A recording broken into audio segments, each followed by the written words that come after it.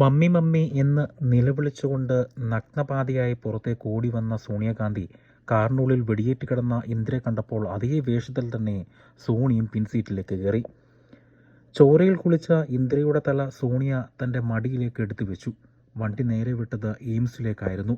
4 kilometre ദൂരം അംബാസഡറിൽ പറന്നു പോകുന്നതിനിടെ ആരും ഒരക്ഷരം മിണ്ടിയില്ല. ആശുപത്രിയിൽ എത്തിയപ്പോഴേക്കും സോണിയാഗാന്ധിയുടെ നൈറ്റ് ഗൗൺ ഇന്ദിരയുടെ ചോരയിൽ കുളിച്ചു കഴിഞ്ഞിരുന്നു.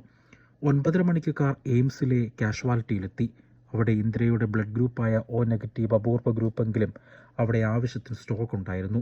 എന്നാൽ അവർ കാറിൽ അവിടെ എത്തുന്നതിനിടെ നമ്പർ 1 സഫ്ദർജംഗ് മർഗിലുള്ള വസതിയിൽ നിന്ന് ആരും തന്നെ ആശുപത്രിയിലേക്ക് വിളിച്ച് ഇങ്ങനൊരു സംഭവം ഉണ്ടായിട്ടുണ്ടോ എന്നോ കാറിൽ പ്രധാനമന്ത്രിയെ അങ്ങോട്ട് കൊണ്ടുവരുന്നുണ്ടോ എന്നൊന്നും പറഞ്ഞിരുന്നില്ല. എമർജൻസി വാർഡിൻ്റെ വാതിൽ തുറന്ന് ഇന്ദിരയെ അകത്തേക്ക് സ്ട്രെച്ചറിൽ എടുക്കുന്നതിനിടെ 3 മിനിറ്റ് നഷ്ടപ്പെട്ടു. അവിടെ ഉണ്ടായിരുന്ന സ്ട്രെച്ചറിൽ ഇന്ദിരയെ അകത്തേക്ക് കൊണ്ടുപോയി.